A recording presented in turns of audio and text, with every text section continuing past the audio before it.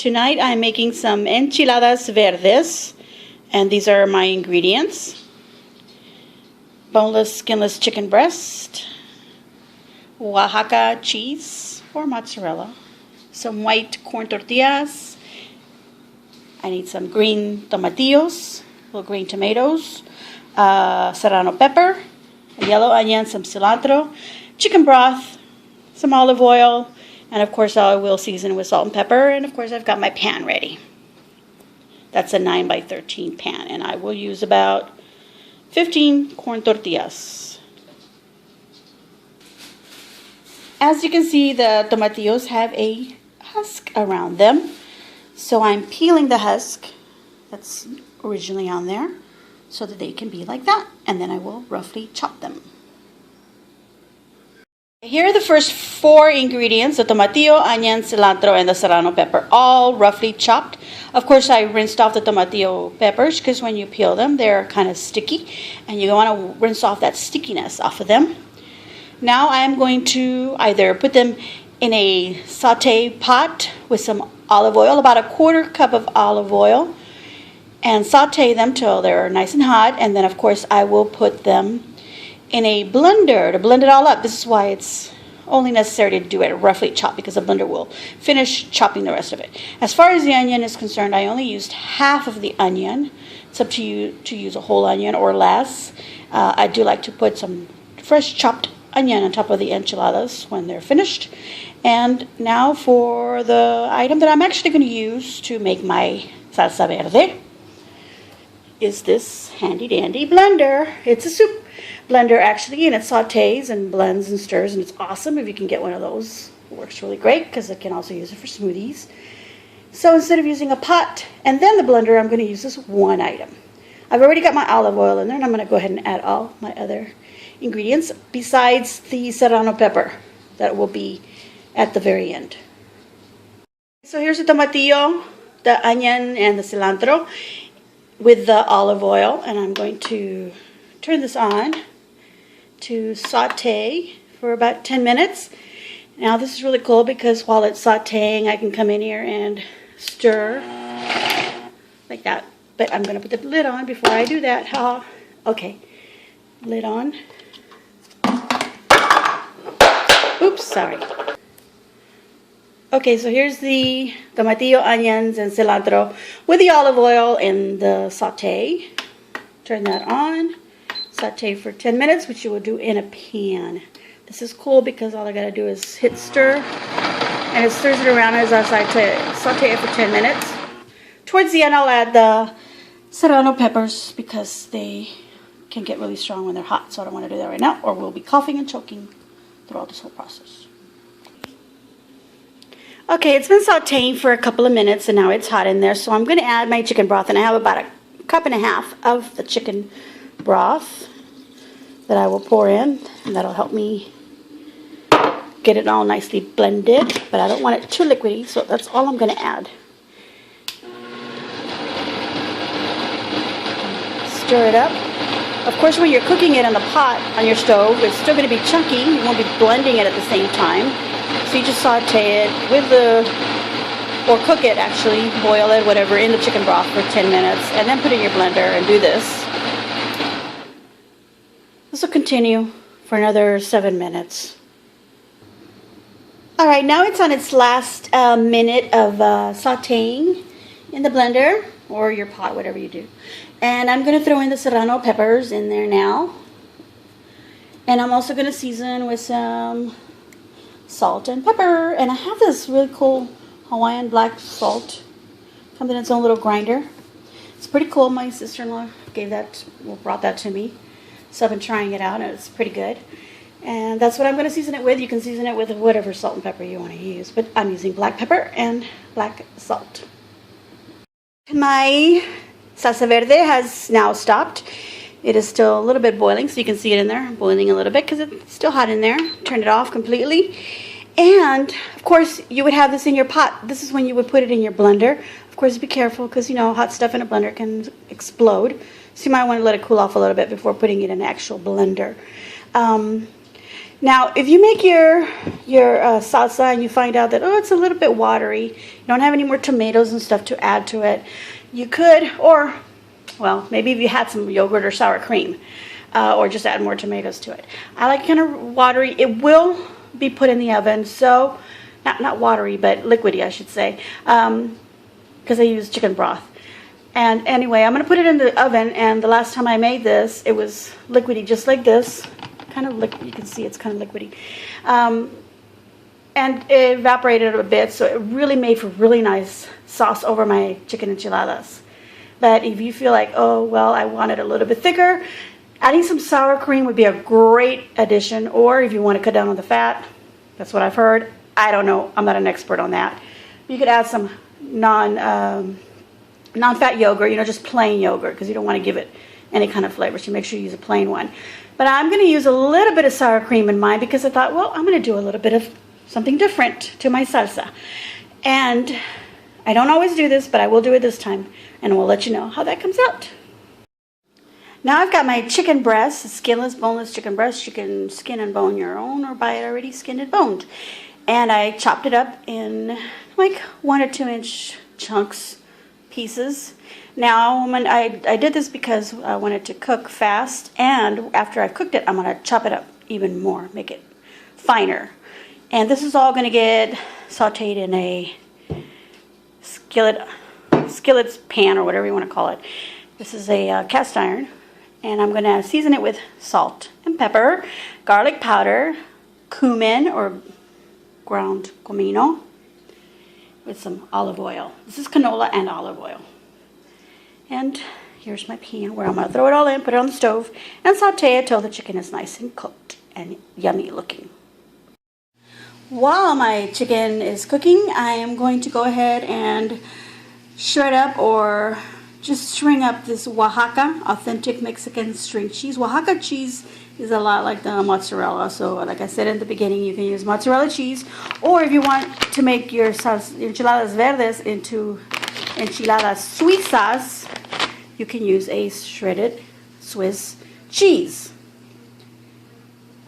I'm going to use both. I'm going to top it off with this just for the heck of it, because I have a little bit left from the last time. But I am going to now string up my Oaxaca cheese, or chop it up with a knife, and also chop up that chicken, which is cooking and smells so good right now. Here is the cooked chicken bits, which I'm now going to chop to make them even finer to fill my tortillas with. And then I will soften up the tortillas on the griddle, or you can put them in the microwave with a wet napkin, or you can even fry them up a little bit in some oil, soften them up, give them that authentic taste. And I'm just going to do them on a comal, or a skillet. The chicken took about 10 minutes to cook, which is the same time it took to make the salsa verde. So you can do them at the same time. Chop up everything ahead of time, give you about 7 minutes or so to do all that chopping. And then another 10 minutes to cook the salsa verde in the pot, and then blender. And cook the chicken at the same time on the side, if you're really handy. It's only 10 minutes, 10 minutes, 15 minutes. Okay, here I have my chicken and my cheese, nice and chopped up in small little bits. You can't tell, but they are. And I've heated up some tortillas, make them nice and soft and pliable. And that's because I'm going to roll them up, and I don't want them to break and crack up on me when they do that when they're cold. So you want to heat them up. And I've decided to switch up my pan. This is my Temptations bakeware. I got this from QVC. It's awesome because nothing sticks to it. It comes off really easily, wash. Alright, now it's time to roll up my enchilada. So I'm going to take a tortilla, put some chicken down the center. And some cheese, not too much, just a little bit. And I'm doing this with one hand because I obviously decided to video this on my own, but I may have to redo this. I could just roll it up like that and put it in the pan, and continue doing that with the rest of your tortillas. And I'm probably going to do them on the flat surface rather than on the plate. As you can see, the tortillas have like these little lines on them. I use that to to guide where I put my meat and my cheese, because they seem to roll better when you go like that rather than go against them. I don't know why, but it's just something that happens, and I've noticed that. So I'm going to do that. Same thing when you're making a taco. For some reason, it folds a lot better that way than it does this way, and it seems to crack on you a lot easier. I don't know. Just something to think about. All right, well, here we go. My enchiladas, my tortillas are all nice rolled up with chicken and cheese inside of them. Now, at the beginning, I was going to use a different pan, and I switched it up. So I didn't have enough room in this pan because it was just a little bit smaller, and I don't want them too tight in there because then you can't scoop them out when they're done, break them up and everything. So I decided to pull out another little pan and just add the extra ones in here. Of course, in here I got 11 of them. So you could do 10, 11, maybe even 12 if you squeeze another extra one in there. Now I have 16 tortillas, like I said in the very beginning. I don't think I mentioned exactly how much cheese and chicken. It was 2 chicken breasts. So they were nice big pieces of chicken breast. And then the Oaxaca cheese was about 8 ounces, because it was about $6 a pound, and I bought half a pound, so that's 8 ounces. And as you can see, I have some chicken and cheese left over, but I'm going to sprinkle all that up on top of my enchiladas. You don't have to do that. You can save your chicken for something else, but you do want more cheese. And I did mention that I was going to use some Swiss cheese on the top, but I'm going to go ahead and skip using that and just use the rest of this Oaxaca cheese on top. But first, the salsa verde that I prepared will get poured over my enchiladas here. And it's a little bit creamier than I've made it in the past because I did add that sour cream. Now, I don't tend to really follow a recipe. I switch them up a lot, even if I write them down and, somehow take pictures and describe what I do. I don't always follow my own recipe. I always end up changing it up.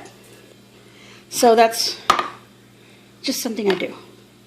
So obviously you can switch up any of the ingredients. Instead of using green tomatillos, use some red tomatoes, some Roma tomatoes, make a red sauce. Add some chili powder if you want, something cool in there. Maybe a can of some tomato paste in there to make it nice and thick into your tomatoes. And you would still want to use some chicken broth or something yummy like that. So I'm going to pour the rest of this chicken on top. It's going to be a really hearty meal. And because it's 16 enchiladas in here, depending on how you're going to serve them.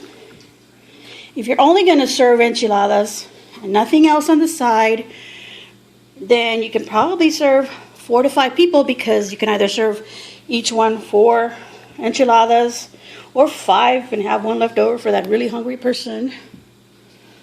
Or for your breakfast, chop it up with your breakfast, add some egg, I don't know, whatever. Anyway, or if you're going to serve it up with some rice and beans on the side, then you could maybe just put 2 enchiladas on each plate and then serve 8 people, or do 3 enchiladas and serve 5 people, or be really hearty about it and serve them 4. And there we go. These are ready for the oven. My oven has been preheating at 370 degrees Fahrenheit. I'm going to put them in there for about 10 minutes. I just want the salsa to get nice and hot, a little bit of the liquid to evaporate, and of course the cheese to melt. And since everything is cooked, that's all I'm going to worry about. And like I said in the beginning, the salsa took 10 minutes to saute. Now you're going to put it in the blender, maybe another 2 minutes. The chicken took me 10 minutes also to cook. And so if I was to do these together at the same time, it was obviously 10 minutes for both items. If you chop up everything ahead of time, it maybe takes you 7 minutes to do that. Then that's 7 plus 10, 17 minutes, another 2 minutes or 3 minutes in the blender, depending on which. You really don't need 3 minutes.